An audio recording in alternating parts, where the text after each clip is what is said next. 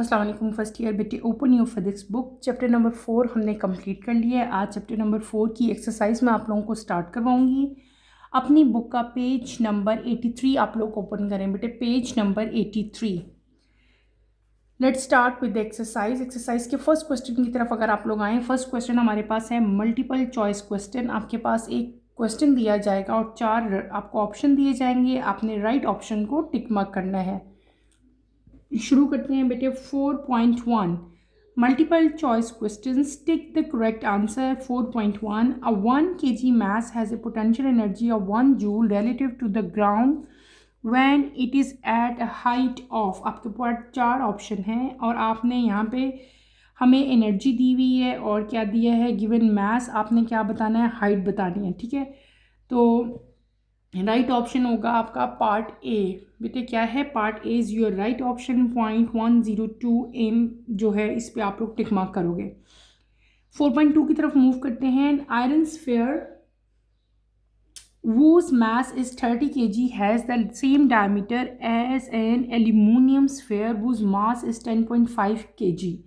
The spheres are simultaneously drop from the cliff when they are 10 meter from the ground. They are identical. तो आपने इसमें right option बताओगे। ये acceleration है, this is momentum, potential energies या kinetic energies हैं। तो right option आपका होगा acceleration. This is due to acceleration. ठीक है, आप यहाँ पे एक्सेलरेशन पे जो है वो टिक मार्क करेंगे। ठीक है बेटे, ये बहुत इजी है इसलिए मैं इनको डायरेक्टली इस टाइम एक्सप्लेन नहीं करी, सिर्फ आपको बता रही हूँ कि आपका ऑप्शन जो है वो कौन सा राइट है। तो ए ऑप्शन जो है that is acceleration.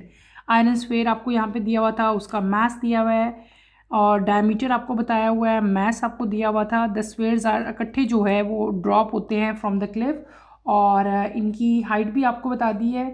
They have identical, उन दोनों जो मैसेस थे उनका क्या आपको बताया हुआ है कि आइडेंटिकल चीज़ उनमें क्या होगी, तो उनकी एक्सेलरेशन जो है डैट इज़ आइडेंटिकल। ए पे आप लोगों ने टिक लगाना, acceleration is your right option. Next page पे और पेज नंबर 84।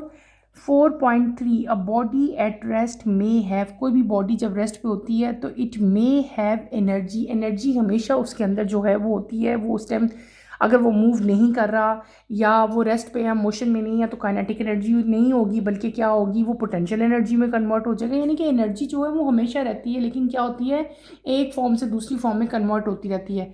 तो राइट हमारे पास जो ऑप्शन होगा वो कौन सा होगा, डी। डी पे आप लोग टिक लगाएंगे। ठीक है, नेक्स्ट चलते हैं 4.4 की तरफ। The height above the ground of a child on a swing varies from 0.5 m of his lowest point two 1.5 m at his highest point. The maximum speed of the child is approximately, maximum speed अपने child की बतानी है, आपको height दी हुई है यहाँ पे। तो मैक्सिमम स्पीड उसकी कितनी होगी, 4.4 मीटर पर सेकेंड, यानी कि part B is your right option. Part B पे आप लोग टिक लगाएंगे। नंबर 5 पे चलते हैं। 4.5 when a ball is thrown vertically upward and then fall back to the ground, which force can be considered conservative in this scenario? तो कौन सी force है जो कंसिडर की जाएगी कि वो कंजर्वेटिव है इस केस में, तो डैट इज़ ग्रेविटी। ग्रेविटी पे आप लोग टिक लगाएंगे, यानी कि B is your right option. Gravity पे बेटे आप टिक मार्क करोगे। आगे चलते हैं 4.6 पे। According to work energy principle in linear motion the work done on the body is equals to, किसी भी बॉडी पे जो वर्क डन किया जाता है वर्क एनर्जी प्रिंसिपल के अकॉर्डिंगली वो किसके इक्वल होता है बेटे, वो इक्वल होता है sum of kinetic energy and potential energy. Part D is your right option. Part D पे आप लोग टिक मार्क करेंगे। 4.7 की तरफ चलते हैं। Power of A lamp is 6 what. Power आपको दी हुई है 6 what. How much energy does a lamp gives out in 2 minute. इसके अलावा आपको टाइम दिया हुआ। पावर का यूनिट सिंपल आपने लगाना है यहाँ पे और एनर्जी फाइंड कर लेनी है। रिक्वायर्ड आंसर आपका होगा 720 जूल, यानी कि part D is your required answer. उसके बाद बेटे आगे चलते हैं 4.9 के 4.8। A dry battery can deliver 3000 joule of energy to a 2-volt small electric motor before the battery is exhausted. For how many minutes does the battery run? आपने यहाँ पे टाइम बेटे जो है वो बताना है। तो टाइम आपका कितना होगा, रिक्वायर्ड आंसर आपका डी होगा। D is your correct option, that is 25 minutes. Next है 4.9 the kinetic energy required by mass m after travelling a fixed distance from rest under the action of constant force is directly proportion to mass होता है, ठीक है, यानी कि part C m is your right answer. m पे tick लगाना है आपने। लास्ट है 4.10 the body moves a distance of 10 metre along a straight line under the action of 5 newton force if work done is 25 joule. The angle which the force makes with the direction of motion of the body is, बेटे आपने angle यहाँ पे calculate करना है simple फॉर्मूले से, ठीक है, और वो एंगल हमारा किसके इक्वल होगा, that is equals to 60 degree centigrade, यानी कि part C is your right answer. Is that clear? ये हमारे MCQ से जो हमने कंप्लीट कर लिए सारे मैंने आपको करवा दिए। नेक्स्ट क्वेश्चन की तरफ चलते हैं। शॉर्ट आंसर क्वेश्चंस बेटे दे आर वेरी इंपॉर्टेंट। आपके पेपर में क्वेश्चन आता है जिसमें आपने सिर्फ और सिर्फ जो है वो शॉर्ट आंसर्स जो है वो राइट करने होते हैं, ठीक है। तो यहाँ पे आपने टू द पॉइंट आंसर देना होता है, शॉर्ट आंसर देना होता है, और ज़्यादातर जो शॉर्ट आंसर हैं वो एक्सरसाइज में से आते हैं, तो इसलिए एक्सरसाइज वाले शॉर्ट आंसर्स तो बहुत अच्छी तरह से जो है वो आप प्रिपेयर किया करो, इनको बिल्कुल भी चॉइस पे मत छोड़ा करें। शॉर्ट क्वेश्चन आंसर की तरफ मूव करते हैं। पहला क्वेश्चन हमारे पास है why is electrical power required at all when the elevator is descending, why should be there a limit on the number of passenger in this case. Common सा question है, कॉमन फिनोमेना है जो आप अक्सर note भी करते होगे, अक्सर ऑब्जर्व भी करते होगे। इलेक्ट्रिकल पावर जो है वो रिक्वायर्ड होती है जब एलिवेटर ने नीचे आना हो, ठीक है। एलिवेटर जब नीचे की तरफ मूव करता है, और हमेशा बेटे एलिवेटर पे आपको पता है कि हर एलिवेटर पे जिस पे भी आप लिखो तो वहाँ पे मेंशन होता है कि कितने पैसेंजर जो हैं वो इसके अंदर आ सकते हैं, पैसेंजर्स की लिमिट क्या है। तो आपसे पूछा हुआ है वाई, ऐसा क्यों होता है, इसका आपने रीज़न देना है। तो आप सिंपल बताओगे जो इलेक्ट्रिकल पावर है ना बेटे ये रिक्वायर्ड होती है इवन जबकि एलिवेटर जो है डिसेंडिंग कर मतलब नीचे की तरफ जा रहा है। ऊपर जाने के लिए तो होती ही है, लेकिन ये नीचे जाने के लिए भी जो है हमें इलेक्ट्रिकल पावर की ज़रूरत होती है, बिकॉज क्या बताएंगे, system must maintain control and safe motion, not just rely on gravity. कि जो पूरा सिस्टम है आपका बेटा, जो एलिवेटर का सिस्टम होता है वो सिर्फ और सिर्फ हम, ये नहीं है कि आपको मतलब क्वेश्चन के अकॉर्डिंगली आपको बताया हुआ है कि ऊपर जाने के लिए तो हमें इलेक्ट्रिसिटी की ज़रूरत है, इलेक्ट्रिकल पावर की ज़रूरत है, लेकिन नीचे आने के लिए क्यों है। तो बेटे नीचे कोई भी एलिवेटर सिर्फ और सिर्फ ग्रेविटी की वजह से नहीं है कि ज़मीन की जो अट्रैक्शन है, अर्थ की जो ग्रेविटी है वो उस एलिवेटर को अपनी तरफ अट्रैक्ट करेगी, नहीं, सिर्फ इसलिए नहीं, वो तो करेगी लेकिन इसके साथ साथ सेफ्टी के लिए, सेफ मोशन के लिए, ठीक है, हम सिर्फ जो है वो ग्रेविटी पे रिलाई नहीं कर सकते, इसलिए हमें ग्रेविटी की हेल्प के साथ साथ जो है वो इलेक्ट्रिकल मोटर भी जो चाहिए, और इलेक्ट्रिकल मोटर जो है उसको वर्क करने के लिए, अपनी स्पीड को मेंटेन करने के लिए इलेक्ट्रिकल पावर की ज़रूरत होती है, ठीक है। ये आपने यहाँ पे लिखना है। और जो दूसरी बात यहाँ से आपसे पूछी है कि लिमिट जो है नंबर ऑफ पैसेंजर की वो क्यों ज़रूरी है, तो आप यहाँ पे लिखेंगे अ limit on the number of passenger is necessary. क्यों? क्योंकि अगर बेटे एलिवेटर बहुत ज़्यादा हैवी हो जाएगा ना, आप सिंपल यहाँ पे लिखोगे if the elevator become too heavy, तो डाउनवर्ड फोर्स जो है वो एक्सीड कर जाएगी सिस्टम ब्रेकिंग को, और मोटर जो है वो कैपेसिटी को कंट्रोल नहीं कर सकेगी। इसकी वजह से एक डेंजर सिचुएशन क्रिएट हो जाती है, अनकंट्रोल एक्सेलरेशन हो जाती है, और एलिवेटर के जो डिफरेंट कंपोनेंट्स हैं उनको बहुत ज़्यादा डैमेज जो है वो पहुंच सकता है। तो इसलिए इवन जब आपका एलिवेटर नीचे की तरफ आ रहा हो, जब डिसेंडिंग पोजीशन उसकी हो, तब भी इलेक्ट्रिकल पावर और सेफ्टी लिमिट जो हैं उनको एसेंशियल बनाया जाता है, और इस चीज़ को इंश्योर किया जाता है कि एलिवेटर के अंदर जो है वो एक स्पेसिफिक लिमिट पैसेंजर की हो। क्लियर हो गया? आप ये सारे के सारे पॉइंट्स जो मैंने यहाँ पे आपको बताए हैं सारे के सारे आप मेंशन करेंगे, ठीक है, अपने आंसर में। क्वेश्चन नंबर 2 है a body is being raised to a height h from the surface of the earth, what is the science of work done by both body and the earth, justify. एक body है जिसको अर्थ की surface से race किया गया, कितनी height है, h height आपको बताई हुई है from the surface of the, what are the sign of work done, आपने बताना है कि वर्क डन बॉडी और अर्थ दोनों की का क्या हुआ है, उसको आपने जस्टिफाई भी करना है। इस सिचुएशन में जो आपको सिचुएशन बताई गई है, ग्रेविटेशनल फोर्स जो है वो एक्ट होगी डाउनवर्ड डायरेक्शन में, और जो डिस्प्लेसमेंट होगी ऑब्जेक्ट की बेटे वो अपवर्ड डायरेक्शन में होगी, ठीक है। और हमारे पास यहाँ पे दो मेन पॉइंट्स होंगे, हम दो वर्क डन होंगे, ठीक है। किस तरह से मैं आपको एक्सप्लेन करती हूँ। यहाँ पे देखो, अगर आपको समझ आए इस चीज़ की, देखो बेटे हम इसको करते हैं, हमने अपनी इस चीज़ को जस्टिफाई करना है। हम किस तरह से जस्टिफाई करेंगे मैं आपको बताती हूँ। मैंने आपको क्या कहा, इस सिचुएशन में हमारे पास दो चीज़ें हैं, एक है gravitational force, one is gravitational force, ठीक है। ग्रेविटेशनल फोर्स क्या करेगी बेटे, ग्रेविटेशनल फोर्स एक्ट करेगी डाउनवर्ड, ठीक है। ग्रेविटेशनल फोर्स एक्ट करेगी डाउनवर्ड, और जो डिस्प्लेसमेंट होगी, ठीक है, वो एक्ट करेगी, डिस्प्लेसमेंट किसकी, ऑब्जेक्ट की, वो एक्ट करेगी इन अपवर्ड डायरेक्शन। देखो अब इन दोनों की डायरेक्शन डिफरेंट होगी ना, एक ही डाउनवर्ड होगी, एक ही अपवर्ड होगी। अब हमारे पास यहाँ पे दो डिफरेंट वर्क होंगे, ठीक है। और आपसे दो यही पूछे हैं दोनों, आपसे क्या पूछा, work done by both body and the earth. Body जो वर्क डन करी है वो भी, और जो वर्क डन हो रहा है अर्थ की वजह से वो भी।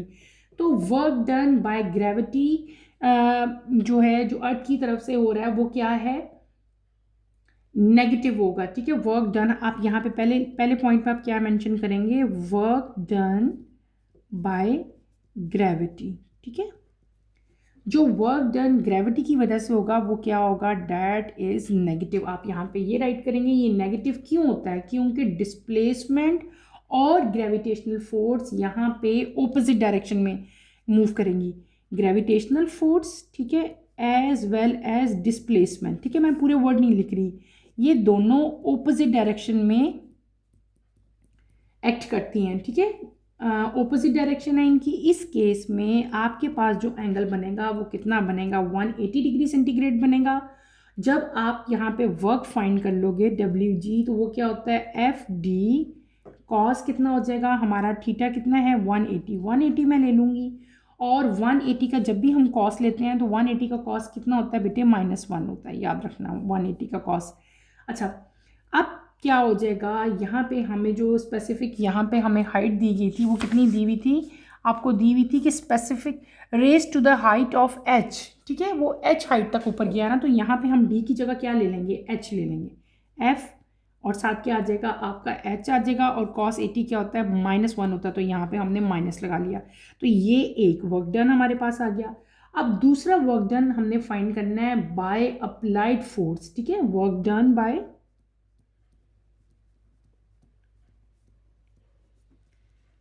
अप्लाइड फोर्स, ठीक है। इस केस में जो वर्क डन होगा बेटे, जो अप्लाइड फोर्स की वजह से होगा, that is positive, positive work done होगा ये।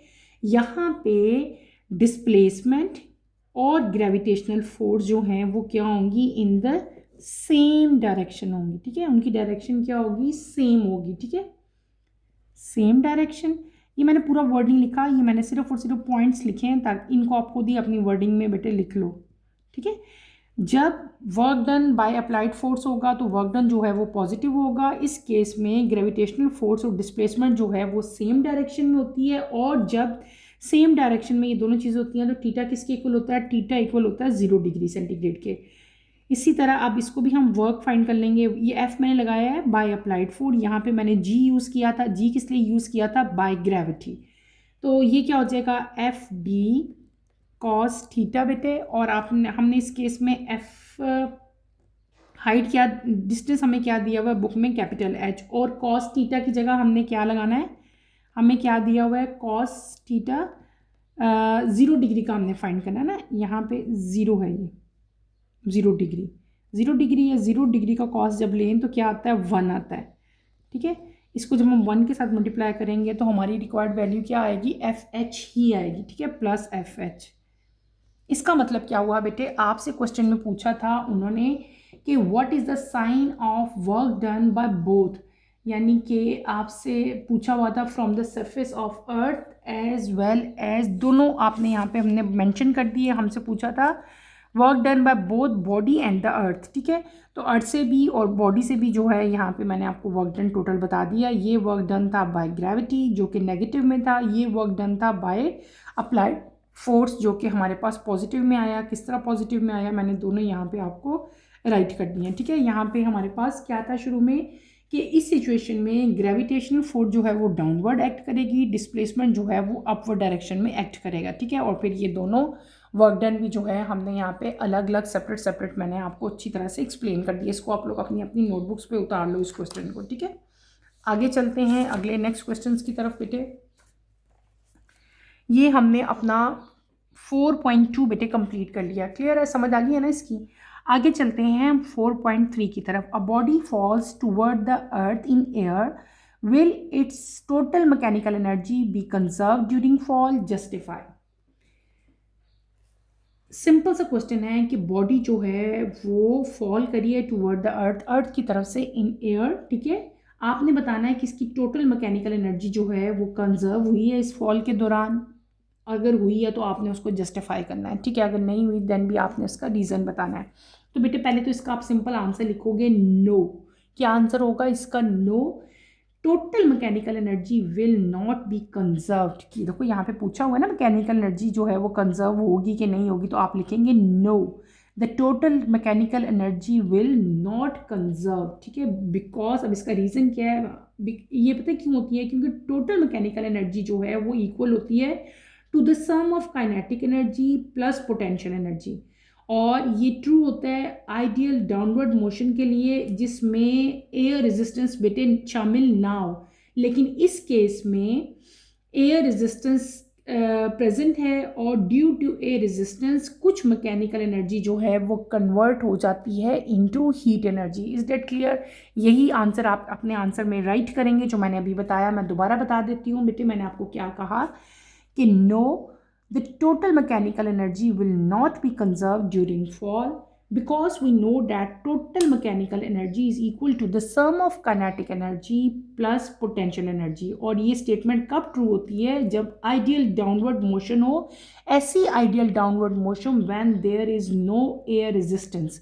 लेकिन इन दिस केस जो आपको बताया हुआ है अर्थ इन एयर, देखो ये बता दिया ना, but in case of air resistance, यहाँ पे एयर रेजिस्टेंस प्रेजेंट है तो मैकेनिकल एनर्जी जो है that is convert into heat energy. Clear? तो इसका मतलब क्या हुआ कि मैकेनिकल एनर्जी जो है वो कंजर्व नहीं हुई। आगे हम चलते हैं, अपना नेक्स्ट क्वेश्चन करते हैं। नेक्स्ट क्वेश्चन आपका है 4.4 की तरफ बेटे चलो। Calculate the power of a crane in kilowatt which lift a mass of 1000 kg to a height of 100 metre in 20 second. आपने पावर फाइंड करनी है, किलोवाट में फाइंड करनी है, मास आपको गिवन है, हाइट आपको गिवन है और आपको क्या गिवन है बेटे? आपको टाइम भी यहाँ पे जो है वो दिया हुआ है। तो हमने यहाँ पे क्या फाइंड करना है? Simply power. बहुत ईजी न्यूमेरिकल है, मेरे साथ आप इसको उतारें अपनी अपनी नोटबुक्स पे। क्या फाइंड करना है? हमने फाइंड करनी है यहाँ पे पावर, ठीक है। तो let's start with this question.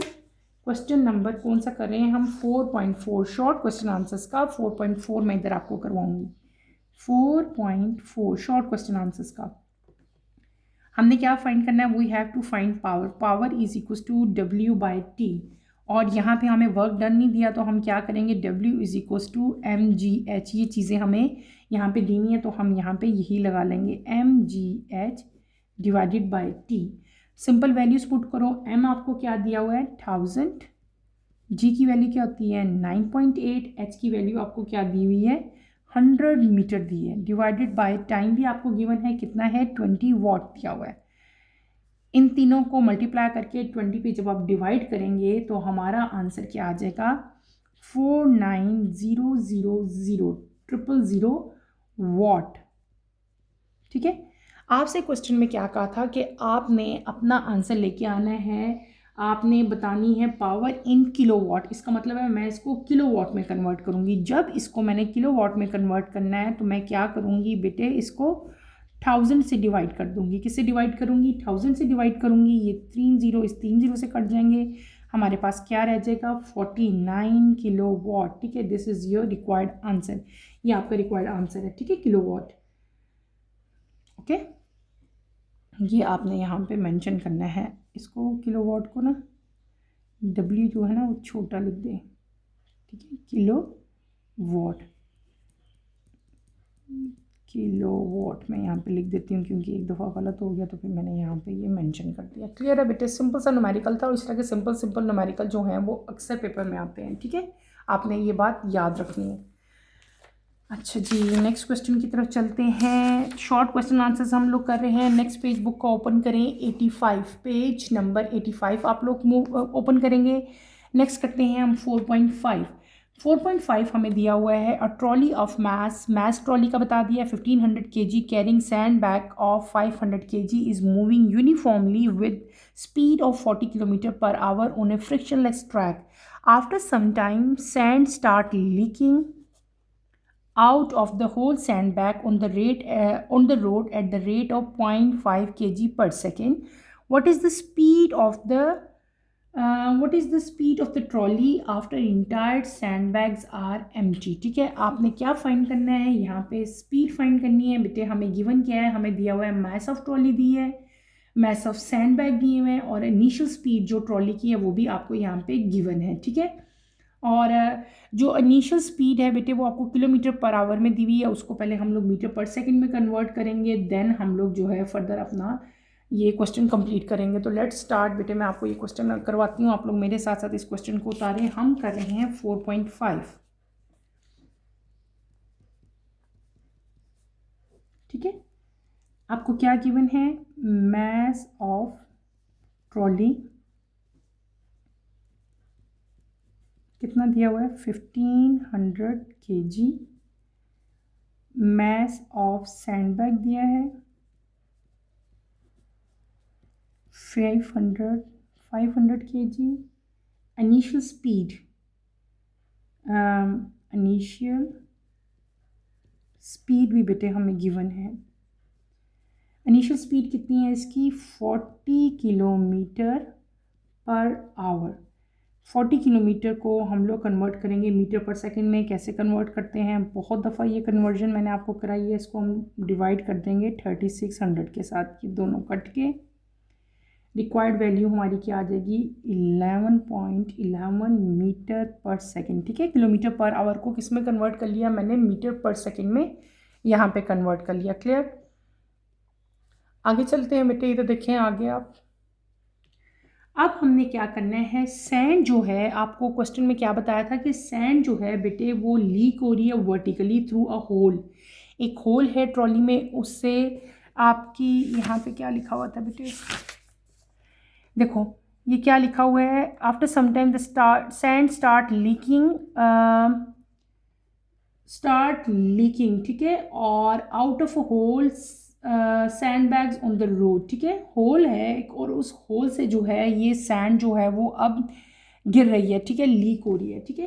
तो रेट बता दिया कि जिस रेट पे वो गिर रही है वो क्या रेट है, हमने यहाँ पे भी मेंशन किया। क्या रेट था बेटे, वो था हमारे पास 0.05 kg/s, ठीक है। और ट्रॉली जो है वो मूव करी थी हॉरिजेंटली, ठीक है, और सैंड जो है वो लीक हो रही थी वर्टिकली। समझ आ रही है? अब देखो सैंड ऐसे जैसे होल हो, अच्छा ये एक कोई भी ट्रॉली है, ट्रॉली से नीचे की तरफ मूव कर रही है ना सैंड, ये देखो बेटे यहाँ पे अगर आप गौर करें, ये सपोज आपके पास ट्रॉली है, कोई भी ट्रॉली है, ठीक है। अब ट्रॉली जो है वो मूव कर रही है हॉरिजेंटली, ठीक है। ट्रॉली की अगर डायरेक्शन, ये सपोज एक छोटी सी डायग्राम जस्ट मैं इसको समझा रही हूँ, ट्रॉली जो है वो ऐसे मूव कर रही है ना, इस डायरेक्शन में मूव कर रही है, तो इसका मतलब है ट्रॉली जो है वो हॉरिजेंटली मूव कर रही है। सैंड लीक हो रही है, लेकिन सैंड जो है वो इस डायरेक्शन में लीक कर रही है, यानी कि उसकी डायरेक्शन क्या है, वर्टिकली है उसकी डायरेक्शन, नीचे गिर रही है वो। अब सैंड जो है वो फॉल करी है स्ट्रेट डाउन, नीचे की तरफ जो है ये मूव कर रही है। इसका मतलब हुआ कि does not exact any horizontal force, इसके ऊपर कोई भी हॉरिजेंटल फोर्स एग्जर्ट नहीं हो रही ऑन द ट्रॉली, और इस केस में कोई भी एक्सटर्नल फोर्स जो है वो सिस्टम के ऊपर जो है वो बेटे एक्ट नहीं कर रही। इस तरह से जब सिस्टम के ऊपर कोई भी एक्सटर्नल फोर्स एक्ट नहीं करती तो हम यहाँ पे क्या करेंगे, हम करेंगे यहाँ पे अप्लाई लॉ ऑफ मोमेंटम, ठीक है। क्या अप्लाई करोगे, आप अप्लाई करोगे PI = PF, यानी कि आपकी जो मोमेंटम है इनिशियल और फाइनल मोमेंटम है ये क्या रहती है, कंजर्व रहती है, यानी कि सेम रहती है। ठीक है, इसी को आगे लेके हम चलेंगे। ये जिस तरह मैंने अभी आपको समझाया इसी चीज़ को फिर हम आगे करेंगे। आपको पता है मोमेंटम किसकी इक्वल होती है m1v1। यहाँ पे हम लोग क्या लेंगे, इनिशियल ले लेंगे, और यहाँ पे क्या ले लेंगे, फाइनल ले लेंगे। ठीक है, ये क्या है, mass of trolley plus mass of sand bag. ठीक है, और यहाँ पे हमने क्या लेना है, MVF। अब हम यहाँ पे क्या करेंगे, सिंपल वैल्यूज पुट करेंगे। मास ऑफ ट्रॉली क्या दी हुई है हमें, 1500 plus mass of sand bag हमें कितना दिया हुआ है, ये मैसेज हमने कंबाइन कर लेने हैं। ठीक है, ये मैस है दोनों, और फिर इनिशियल वेलोसिटी हमने अभी फाइंड कर लिया कितनी है, 11.11। ठीक है, इसी तरह हमें मैस कितना दिया हुआ है, 1500, और साथ हमने ये VF फाइंड करनी है। अच्छा, यहाँ पे मैंने डबल मैसेज लिखे हैं, ये क्या किस किस चीज़ का मैस लिखा हुआ है, ये है मैस ऑफ ट्रॉली और ये है मैस ऑफ सैंड बैग्स। दोनों को कंबाइन ही करेंगे तो इनिशियल मैस हमारे पास आएगा ना, इसलिए मैंने इन दोनों को बेटे कंबाइन किया। लेकिन फाइनल में तो हमें सैंड का पता ही नहीं था कि उसका मैस कितना हो रहा है, क्योंकि सैंड जो थी वो तो लीक हो रही थी, तो उसका हम मैस नहीं लेंगे, हम सिर्फ मैस लेंगे किसका, मैस ऑफ ट्रॉली का, और साथ आपका VF आ जाएगा। VF मैंने फाइंड करना है, तो इस इक्वेशन को मैं इधर ले आती हूँ। ये 1500 अब क्या हो जाएगा, डिवाइड हो जाएगा। इन दोनों को प्लस करो तो आपकी वैल्यू कितनी आती है, प्लस करके 11.11 से मल्टीप्लाई करें तो हमारी रिक्वायर्ड वैल्यू बेटे ये बनती है। इन दोनों को प्लस करके इसके साथ जब मल्टीप्लाई करूँगी तो रिक्वायर्ड वैल्यू ये बन जाती है। इस वैल्यू को मैं इधर ले गई, 1500 यहाँ पे आके डिवाइड होता है, जब मल्टीप्लाई हो गया ना यहाँ पे आके ये पूरा की पूरी, लेकिन जब VF फाइंड करना है तो 1500 यहाँ से नीचे आ जाएगा, यानी कि डिवाइड हो जाएगा। ठीक है, इक्वेशन को आपने रीअरेंज किया, रिक्वायर्ड वैल्यू हमारी क्या आएगी, 14.81 मीटर पर सेकेंड। ठीक है, और क्योंकि आपका क्वेश्चन जो है वो दिया हुआ था हमें किलोमीटर पर आवर में, तो इसी यूनिट को दोबारा से हम क्या करेंगे, किलोमीटर पर आवर में कन्वर्ट कर लेते हैं। 14.81 मल्टीप्लाई बाय 36 डिवाइडेड बाय 1000। ठीक है, 20 से 20 कट करें, हमारी रिक्वायर्ड वैल्यू क्या आ जाएगी, 53.3 किलोमीटर पर आवर। ठीक है, ये क्या हो जाएगी हमारी final speed of trolley, final speed यानी कि VF, final speed of trolley कितनी हो जाएगी, 53.3 किलोमीटर पर आवर। और यहाँ पे क्यों ये मैस जो है वो डिक्रीज़ हो रहा है, मैस डिक्रीज़ होता जा रहा है ना, क्योंकि सैंड जो है वो लीक हो रही है। जब सैंड लीक होती जाएगी, सैंड कम होती जाएगी, तो अल्टीमेटली मैस जो है बेटे वो क्या होता जाएगा, डिक्रीज़ होता जाएगा। और ट्रॉली जो है वो ज़्यादा फास्टर मूव करेगी ताकि मोमेंटम जो है वो कांस्टेंट रह सके। सैंड जो है वर्टिकली नीचे गिरेगी, इसलिए it does not push back on the trolley horizontally. ठीक है, ये मैंने आपको सारा बताया। अच्छा, यहाँ पे एक और बात याद रखनी है, देखो पहले मैंने जब किलोमीटर पर आवर को मीटर पर सेकंड में कन्वर्ट किया था तो मैंने क्या किया था, 1000 डिवाइडेड बाय 36। अब मीटर पर सेकंड को जब हमने अगेन किलोमीटर पर आवर में कन्वर्ट कर दिया तो इस उल्टा कर लिया, इस फ्रैक्शन को ना, 1000 नीचे ले गई हूँ, 36 में ऊपर ले गई हूँ। अब आपको पता भी चल गया कि किलोमीटर पर आवर को मीटर पर सेकंड में कैसे करते हैं, और अगर किलोमीटर पर आवर आपके पास हो तो उसको मीटर पर सेकंड हो तो उसको किलोमीटर में दोबारा कैसे कन्वर्ट करते हैं। तो वो कन्वर्जन भी आपको भी एक ही क्वेश्चन में दोनों कन्वर्जन्स भी आपकी क्लियर हो गई हैं। ठीक है, क्लियर। अब चलते हैं हम अपने अगले क्वेश्चन की तरफ, 4.6। 4.6 की तरफ बेटे आए। Give absolute and gravitational units of work in MKS and CGS systems. ठीक है, बहुत इजी क्वेश्चन है, हमने डिटेल से पढ़ा भी है ये। आपने यहाँ पे एब्सोल्यूट और ग्रेविटेशनल यूनिट बताने हैं MKS सिस्टम में, यानी कि वर्क के यूनिट बताने हैं in MKS and in CGS system. ठीक है, मैं आपको लिख देती हूँ ये ताकि आपको याद रहे। हम कर रहे हैं 4.6, आप लोग उतार लो इनकी यूनिट। ठीक है, मैं आपको यहाँ पे रिटन फॉर्म में बेटे ये सारे करवा देती हूँ। ठीक है, पहले पूछा हुआ है इन M.K.S सिस्टम। ठीक है, इस सिस्टम में आप पहले बता दें। ठीक है, हम इसमें बताते हैं इन MKS सिस्टम में। सिस्टम में 1 जूल किसके इक्वल होता है, 1 joule is equals to 1 newton multiply by 1 metre. ठीक है, तो यूनिट क्या बन गया हमारा, बन गया 1 kg मीटर, केजी मीटर क्या है, न्यूटन का है ना, तो मैंने इसको खोल के लिख दिया। और यहाँ पे क्या आ जाएगा, second square multiply by 1m। तो आपका यूनिट क्या बन जाएगा, आपका यूनिट बन जाएगा 1 kg m स्क्वायर s-2। समझ आ गई ना, इन दोनों को जब हमने मल्टीप्लाई किया, फिर आपने क्या किया, आगे हम करेंगे इसी का ग्रेविटेशनल यूनिट। ठीक है, ग्रेविटेशनल यूनिट भी मैं आपको बताती हूँ। इसका ग्रेविटेशनल यूनिट हम क्या करेंगे, इसका दो चीज़ें हमारे पास आएंगी ग्रेविटेशनल यूनिट में, या तो आएगा केजी मीटर बेटे, एक ये होगा, या फिर आपका आता है किलोग्राम फोर्स मीटर। ठीक है, ये दोनों यूनिट होते हैं, इसको हम लोग कहते हैं ग्रेविटेशनल यूनिट। क्या कहते हैं इसको हम लोग, gravitational unit. Is that clear? आपने सिंपल यहाँ पे ये लिखना है और इसी को फर्दर आगे मैं एक्सप्लेन कर देती हूँ। हमने क्या लिखा, 1 kg मीटर। 1 kg मीटर किसके इक्वल होता है, ये जो मैंने kg मीटर लिखा है किसके इक्वल होता है, ये होता है 1 kilogram force multiply by 1 metre.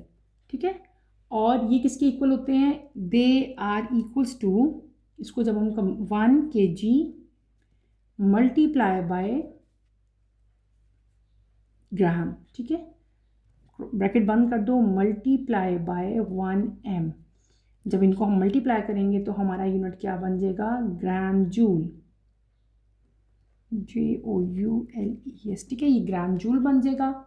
और जो G है वो इज़ इन मीटर पर सेकेंड में से हमने ये जो है वो G ले लिया। ठीक है, तो ये क्या बन जाएगा, हमारे पास G जूल्स बन जाएंगे। ठीक है, और ये जो मैंने यूनिट्स लिखे हैं ये किस सिस्टम में है, ये है they are present in MKS system.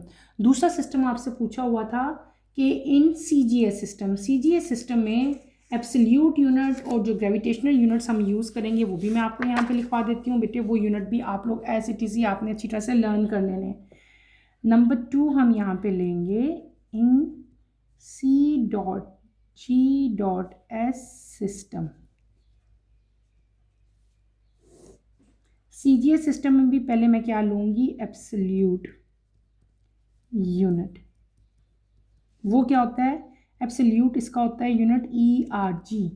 1 ERG किसके इक्वल होता है बेटे, मैं यहाँ पे राइट कर देती हूँ, यहाँ बस लर्न कर लें। 1 ERG किसके इक्वल होता है, 1 डाइन मल्टीप्लाई बाय 1 सेंटीमीटर। जब 1 डाइन को 1 सेंटीमीटर के साथ मल्टीप्लाई किया जाए तो वो क्या बन जाएगा, 1 ग्राम सेंटीमीटर पर सेकेंड स्क्वायर।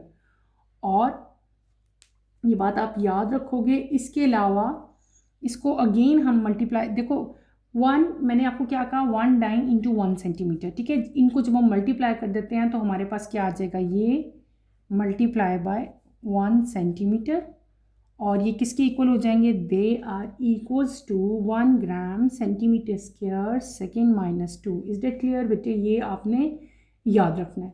दूसरी चीज़ हमने क्या बतानी है, हमने बताना है ग्रेविटेशनल यूनिट भी हमसे पूछा था ना। ग्रेविटेशनल यूनिट में हम क्या यहाँ पे मेंशन करेंगे बेटे, मैं आपको यूनिट्स ये भी राइट कर देती हूँ। आप लिखेंगे यहाँ पे 1 gram centimetre is equals to 1 gram centimetre किसके इक्वल होगा, वो इक्वल होगा 1 gram force multiply by 1 centimetre. ठीक है, जब इन दोनों चीज़ों को मल्टीप्लाई किया जाए तो आपके पास क्या आता है, 1 gram multiply by 1 gram centimetre. ठीक है, ये याद रखना आपने। और जब इन दोनों को मल्टीप्लाई करें तो ये क्या यूनिट बन जाता है, GERGS। और जो G है ये किस में यूनिट में होता है, इट इज़ इन सेंटीमीटर पर सेकेंड स्क्वायर। ठीक है, ये बात आपने यहाँ पे याद रखनी है। ये कुछ यूनिट्स हैं थोड़े सारे, इनको ज़रा आपको ज़ुबानी याद करना पड़ेगा। जैसे हम बहुत सारे यूनिट्स पहले भी याद करते हैं उसी तरह से आपने इन यूनिट्स को भी अच्छी तरह से लर्न कर लेना। ठीक है, क्लियर हो गया। तो ये हमने अपने शॉर्ट क्वेश्चन आंसर्स बेटे 4.6 तक अभी कंप्लीट कर लिए। ठीक है, 4.6 यहाँ तक मैंने आपको कंप्लीट करवा दिए हैं। बाकी इंशाल्लाह जो रिमेनिंग है उसको हम कमिंग लेक्चर में कंप्लीट कर लेंगे। आज के लिए इतना ही बहुत है। कमिंग लेक्चर की नोटिफिकेशन के लिए आप चैनल को शेयर करें, लाइक करें और सब्सक्राइब करें, और मुझे यहीं पे इजाज़त दें। इंशाल्लाह नेक्स्ट लेक्चर में बेटे मैं 4.7 से स्टार्ट करूँगी। यहीं पे अपना टॉपिक ख़त्म करती हूँ। इंशाल्लाह नेक्स्ट लेक्चर में आपसे दोबारा मुलाकात होगी। टिल देन अल्लाह हाफ़िज़ फर्स्ट ईयर, टेक केयर बेटे, अपना ख्याल रखिएगा। अल्लाह हाफ़िज़।